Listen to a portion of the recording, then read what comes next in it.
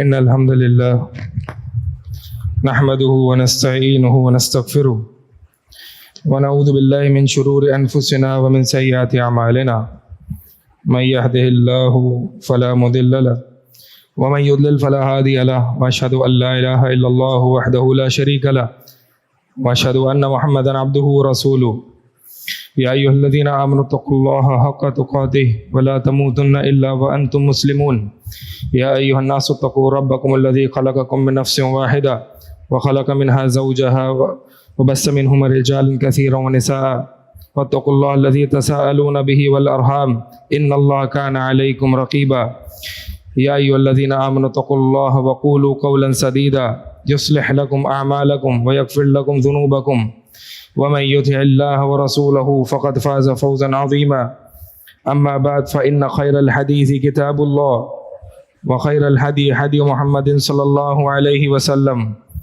وشر الأمور محدثاتها وكل محدثة بدعة وكل بدعة ضلالة وكل ضلالة في النار. لقد قال الله سبحانه وتعالى في القرآن المجيد أعوذ بالله من الشيطان الرجيم ولا تهنوا ولا تحزنوا وأنتم الأعلون إن كنتم مؤمنين. وقال تعالى إنا لننصر رسلنا والذين آمنوا في الحياة الدنيا ويوم يقوم الأشهاد. مختصر سی حمد و ثنا کے بعد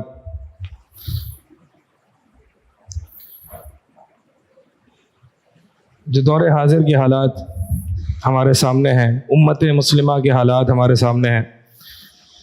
امت مسلمہ ہر جگہ خصوصاً شام میں جو حالات ہیں، جو ویڈیوز آ رہی ہیں، وہ یقیناً ہم سب کے سامنے ہیں اور اس کو تقریباً 3 ہفتے کو ہونے کو آ رہے ہیں. اور آپ نے اس مسئلے سے متعلق کئی علماء کی رہنمائی حاصل کی ہوگی، اور ہمیں اس طرح کی مسائل میں ہم نے کیا کرنا ہے، یقیناً کچھ باتیں آپ جانتے بھی ہوں گے. الغرض یہ ہم تقریباً پچھلے 3 ہفتوں سے یہ معاملہ دیکھ رہے ہیں. 7 اکتوبر کو یہ معاملہ شروع ہوا. حقیقت تو یہ ہے کہ یہ 7 اکتوبر کو ظاہر ہوا، مسائل تو کافی سالوں سے چل رہے ہیں، اور خصوصاً امت مسلمہ کے ساتھ یہ مسائل درپیش ہیں. تو ہوتا یہ ہے کہ اس طرح کی ویڈیوز ہم اپنے آنکھوں کے سامنے دیکھتے ہیں تو ایک مایوسی سی چھا جاتی ہے.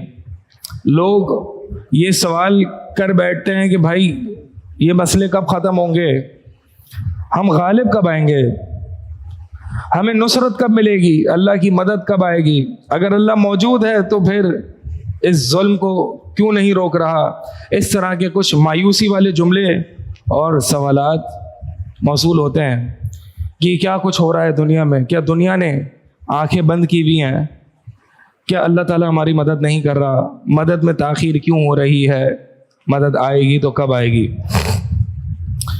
نبی علیہ الصلوۃ والسلام ایک موقع پر کعبے کے سائے میں ایک تکیہ لگائے بیٹھے تھے، اور وہ دور تھا جو کہ مکی دور تھا. ابتدا میں جب مشرکین مکہ مسلمانوں پر طرح طرح کے ظلم کر رہے تھے، تو جب مشرکین مکہ کے مسلمانوں پر ظلم بڑھ گئے تو صحابہ پریشان ہوئے، اور نبی علیہ الصلوۃ والسلام کے پاس خباب بن ارت رضی اللہ تعالیٰ عنہ آئے، اور آپ صلی اللہ علیہ وسلم سے عرض کیا کہ یا رسول اللہ، آپ دیکھ رہے ہیں کفار مکہ کے تکلیفیں ہم پر بڑھ گئی ہیں، ہمیں بہت ٹارچر کر رہے ہیں، وہ ان کے ظلم کے پہاڑ ڈھا رہے ہیں. یا رسول اللہ، آپ ہمارے لیے دعا نہیں کر رہے، آپ اللہ تعالیٰ سے ہمارے لیے مدد طلب نہیں کر رہے. تو نبی علیہ الصلوۃ والسلام نے فرمایا، تم سے پہلے جو لوگ تھے ان میں سے ایک شخص کو لایا جاتا، زمین میں گڑھا کھودا جاتا تھا، اور اس کو یہ کہا جاتا تھا کہ دین اسلام کو چھوڑ دے ورنہ اسی میں زندہ دفن کر دیا جائے گا. آرا لایا جاتا تھا، سر کے بیچ میں رکھ کے اس کو 2 حصے کر دیے جاتے تھے.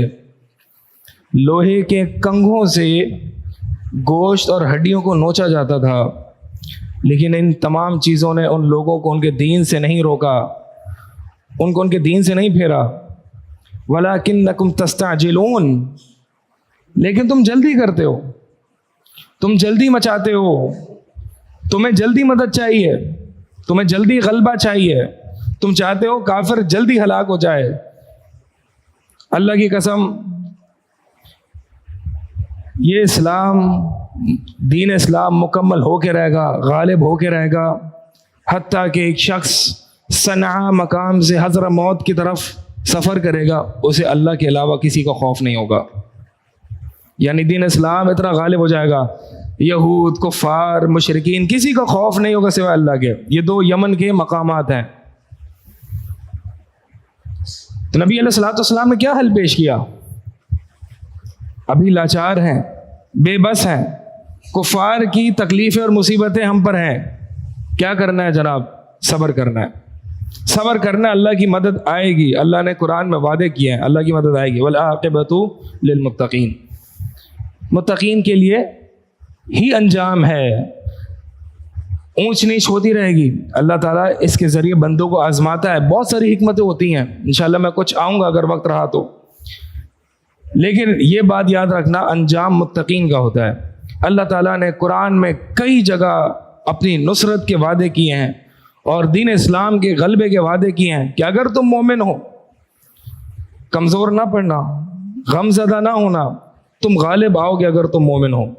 اگر ایمان ہے، توحید ہے، تو غالب آؤ گے۔ وَمَا النَّصْرُ إِلَّا مِنْ عِنْدِ اللَّهِ، اور مدد نہیں مگر صرف اللہ ہی کے پاس سے ملتی ہے۔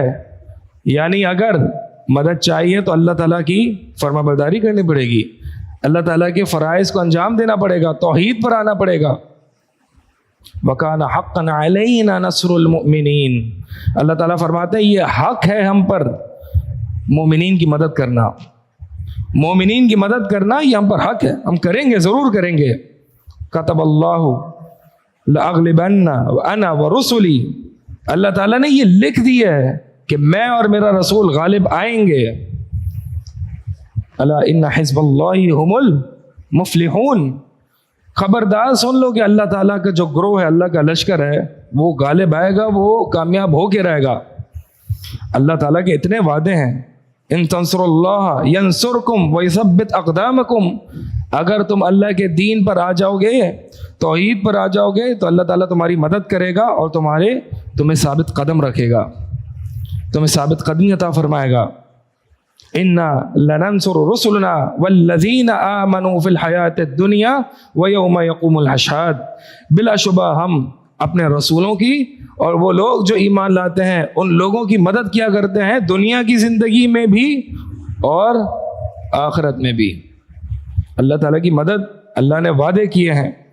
والعاقبۃ للمتقین وکان حقا علینا نصر المؤمنین، واجب ہے، حق ہے ہم پر کہ ہم مومنین کی مدد کریں۔ نبی علیہ الصلوۃ والسلام آپ دیکھیں اس موقع پر کفار کی تکلیفیں بہت زیادہ ہیں، کفار کی تکلیفیں بہت زیادہ ہیں۔ نبی علیہ الصلوۃ والسلام صحابہ کی تربیت کیسے کریں؟ بشارتیں دے رہے ہیں، بشر هذه الامہ بالثناء والرفع والدین والنصر والتمکین فی الارض۔ اللہ کے نبی علیہ الصلوۃ والسلام کہہ رہے ہیں، فرما رہے ہیں کہ اس امت کو بشارت دو بلندیوں کی، مدد اور نصرت کی، دین کے غلبے کی بشارت دو اس امت کو۔ جنگ عذاب کا موقع ہے، مسلمانوں کے خلاف تمام کافر ریاستیں جمع ہیں، یہود بھی ہے، کافر بھی ہے، مشرک بھی ہے۔ جنگ احزاب میں یہ 10,000 کا لشکر مدینہ پہ چڑھائی کرنے آیا اس نیت کے ساتھ کہ مسلمانوں کا آج جڑ سے ہی خاتمہ کر دیا جائے۔ اور آپ صلی اللہ علیہ وسلم کا لشکر ایک روایت کے مطابق 1000 کا تھا، 1000 لوگ، 1000 کے مقابلے میں 10,000۔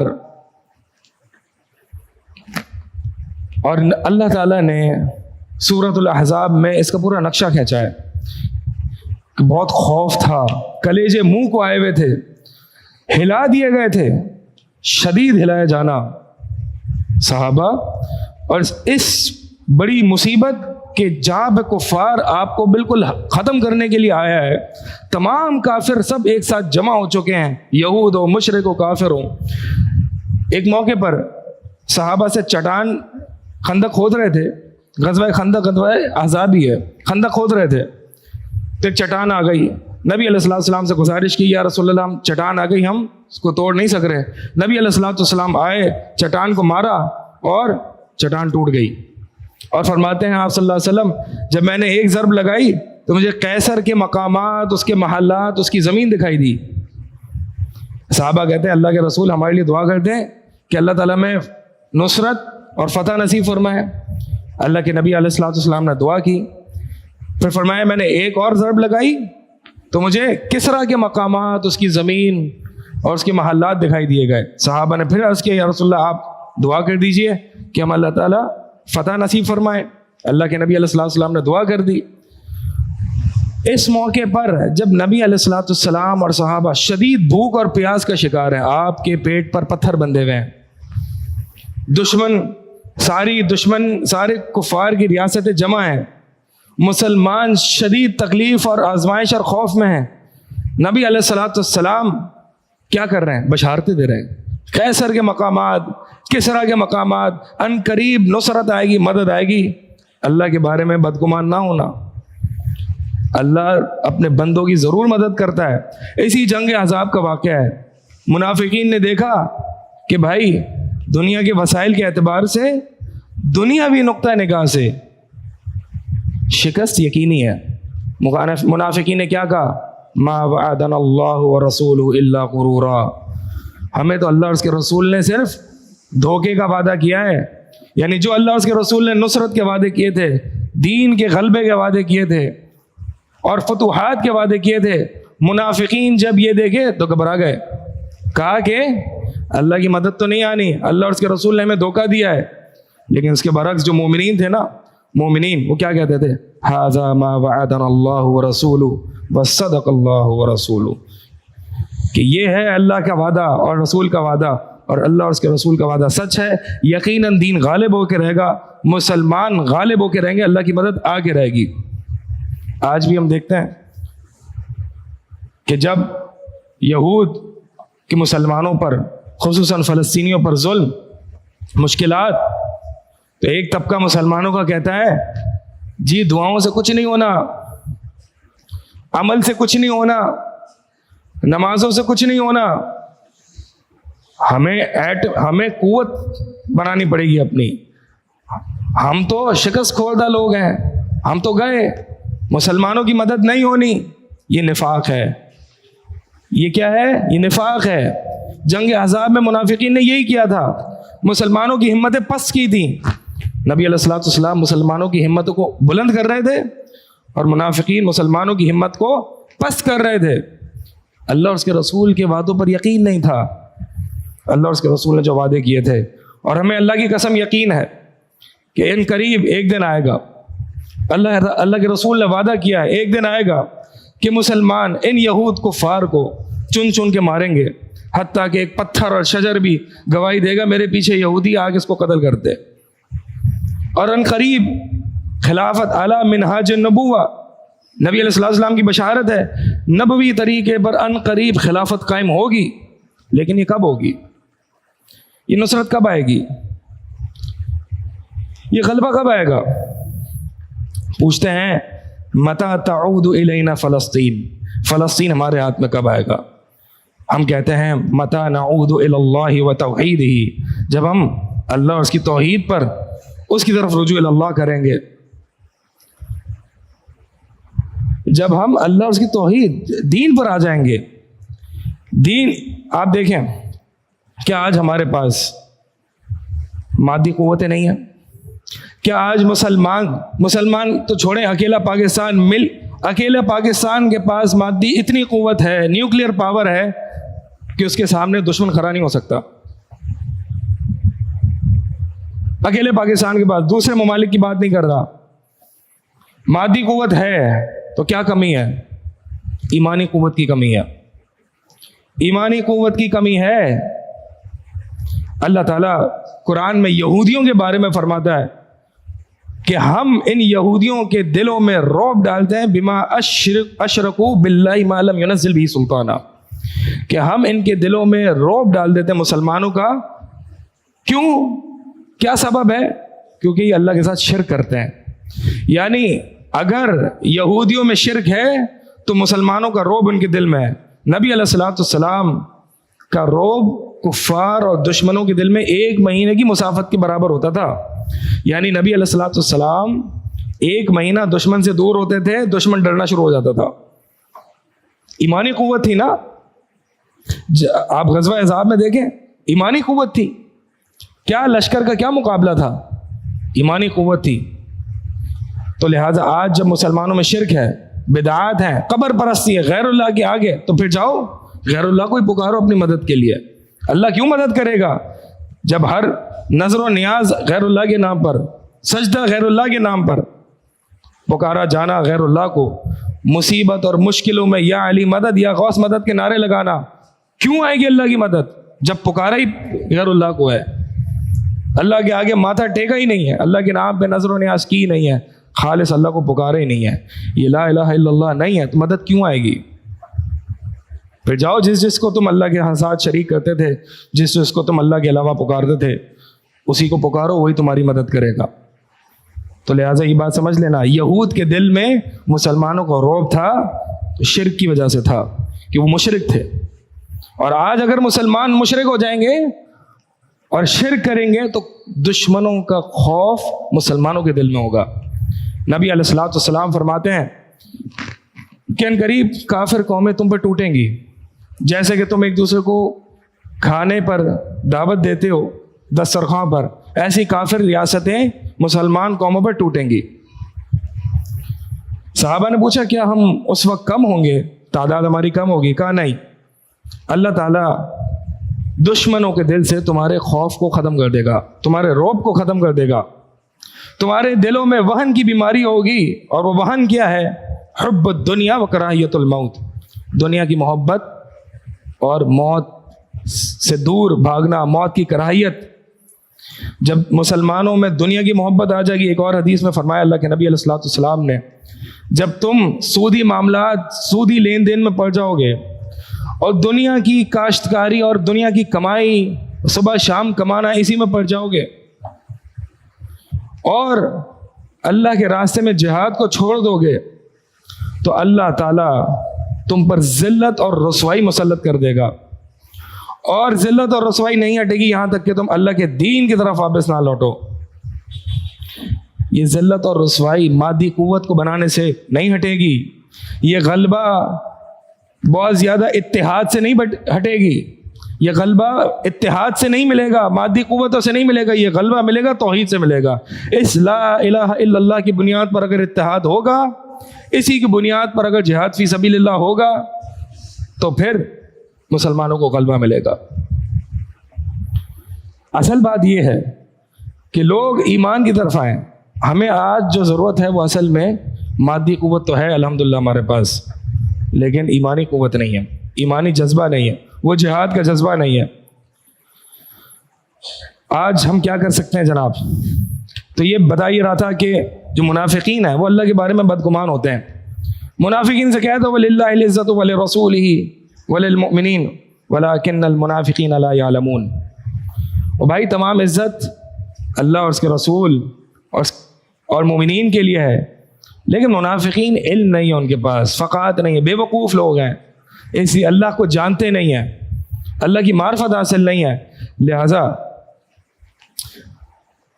اب سوال دوسرا آتا ہے کہ جب اللہ تعالیٰ نے مدد کا وعدہ کیا ہے مسلمانوں سے، قرآن میں جگہ جگہ ہے، نبی علیہ الصلوۃ والسلام نے بشارتیں دی ہیں، اب اگلا سوال یہ آتا ہے کہ مدد کب آئے گی؟ اب تو بچے مر رہے ہیں، مسلمانوں کے حالات انتہائی خراب ہے، اتنی ریاستیں ہونے کے باوجود ہم کچھ بے بس، کتنی بے بسی اور کتنی لاچاری ہے، کتنی بے بسی ہے ہمارے پاس کہ ہم زیادہ سے زیادہ کیا کر سکتے ہیں؟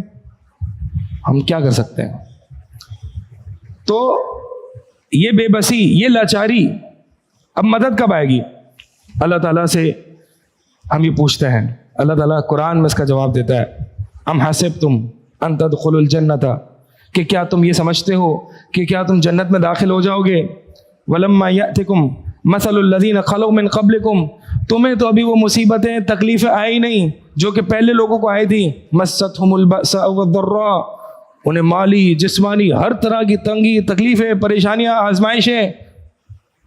حَتَّى يَقُولَ الرَّسُولُ وَالَّذِينَ آمَنُوا مَعَهُ مَتَى نَصْرُ اللَّهِ، یہاں تک کہ رسول اور جو لوگ ایمان لائے وہ کہہ اٹھے اللہ تیری مدد کب آئے گی؟ متی نصر اللہ، اللہ مدد کب آئے گی؟ رسول کہہ اٹھے.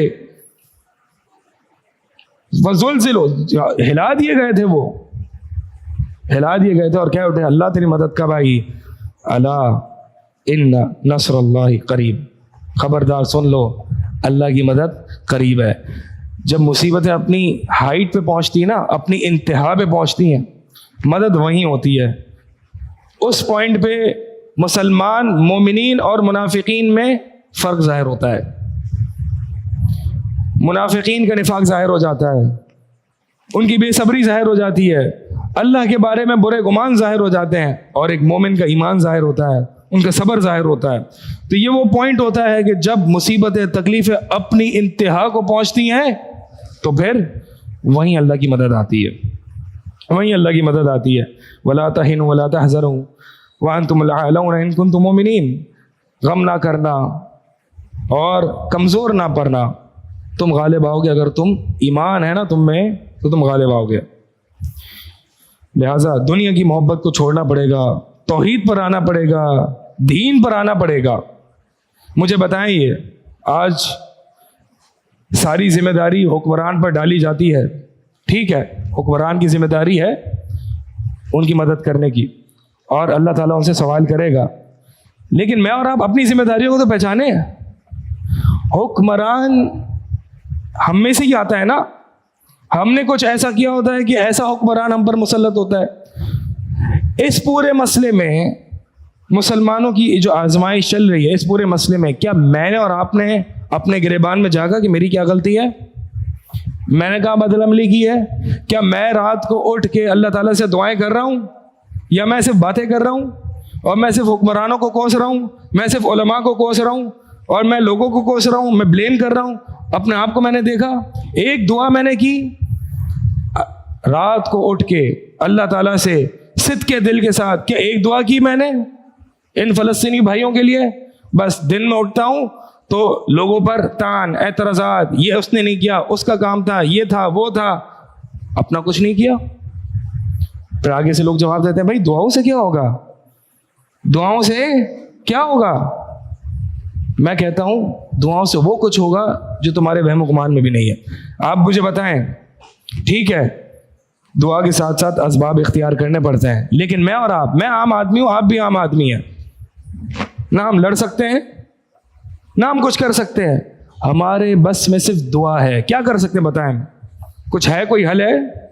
کیا کر سکتے ہیں؟ یہ کمزور سی اگر آواز حکمران تک پہنچ جاتی ہے تو اچھی بات ہے، لیکن اس سے زیادہ ہم کیا کر سکتے ہیں؟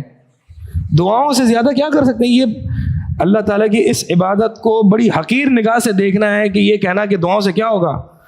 چلیں دعاؤں سے کیا ہوگا، میں آپ کو حدیث سناتا ہوں. سنن نسائی حدیث ہے، نبی علیہ الصلوۃ والسلام فرماتے ہیں انما ینصر اللہ هذه الامہ، اللہ تعالیٰ اس امت کی مدد کرتا ہے بضعفائہم بدعوتہم وصلاتہم واخلاصہم، کہ اللہ تعالیٰ اس امت کی مدد کرتا ہے ان کے کمزور کی دعاؤں کی وجہ سے، ان کی نمازوں کی وجہ سے، ان کی توحید کی وجہ سے. 3 باتیں بتائیں، نمازیں، دعائیں، توحید. یہ کہتے ہیں جی نمازوں سے کیا ہوگا، دعاؤں سے کیا ہوگا، توحید سے کیا ہوگا؟ اسی سے ہی ہوگا، اگر ہوگا تو اسی سے ہوگا. تو دعاؤں سے بہت کچھ ہوتا ہے. نبی علیہ الصلوۃ والسلام نے کئی موقع پر جہاں پہ بے بسی ہوتی ہے، لاچاری ہوتی ہے، انسان کے پاس اور کچھ ہاتھ میں نہیں ہوتا، وہاں پہ صرف دعائیں ہوتی ہیں، صرف دعائیں ہوتی ہیں. ہاں ٹھیک ہے میدان میں اترنا چاہیے، لیکن ہم وہ نہیں کر سکتے، ہماری قدرت اور طاقت میں یہ نہیں ہے. تو ہم دعائیں کریں زیادہ سے زیادہ، دعاؤں کو بالکل ہلکا نہ سمجھیں. دعا ہتھیار ہے ایک مومن کا.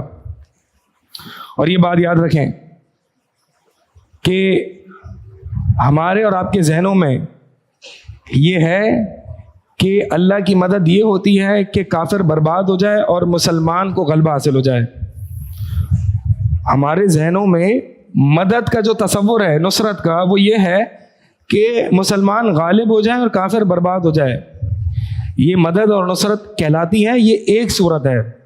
اللہ تعالیٰ اپنے بندوں کی کئی طریقوں سے مدد کرتا ہے جس سے ہم غافل ہیں.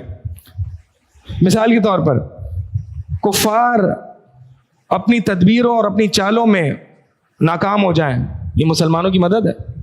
اللہ تعالیٰ نے قرآن میں فرمایا اِلَّا تَنْصُرُوهُ فَقَدْ نَصَرَهُ اللَّهُ کہ اگر تم نبی علیہ السلام کی مدد نہیں کرتے تو اللہ تعالیٰ مدد کرے گا.